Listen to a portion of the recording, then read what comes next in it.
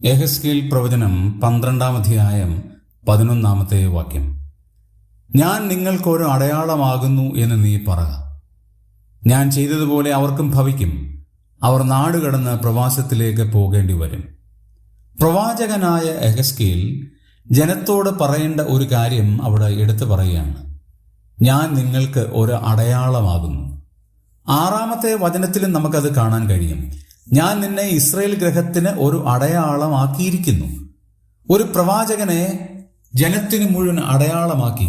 എന്തിൻ്റെ അടയാളം? സഹനത്തിൻ്റെ അടയാളമാണ്. യെഹെസ്കേൽ അനുഭവിച്ചത്രയും വേദന അനുഭവിച്ച മറ്റ് പ്രവാചകന്മാരുണ്ടോ എന്ന് നമുക്കറിയില്ല.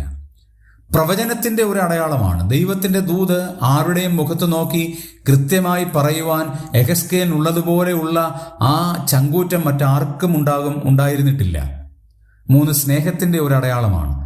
ഈ പ്രവചനം വളരെ സസൂക്ഷ്മമായി പങ്കുവെക്കുമ്പോൾ തന്നെ ദൈവസ്നേഹത്തിൻ്റെ പാരമ്യം അവരിലേക്ക് വ്യാപരിക്കുവാൻ യെഹെസ്കേൽ ശ്രമിക്കുന്നു എന്നുള്ളതും സ്നേഹത്തിൻ്റെ ഒരു പാരമ്യമായി നമുക്ക് കാണാൻ കഴിയും.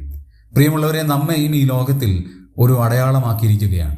മറ്റുള്ളവർക്ക് സ്നേഹത്തിൻ്റെയും കരുതലിൻ്റെയും ആശ്വാസത്തിൻ്റെയും ഒരു അടയാളമായെങ്കിൽ എത്ര നന്നായിരുന്നു. ദൈവത്തിൻ്റെ പ്രവർത്തന പദ്ധതി നമ്മുടെ ജീവിതത്തിൽ നിറവേറുവാൻ ദൈവം നമ്മെ സഹായിക്കട്ടെ.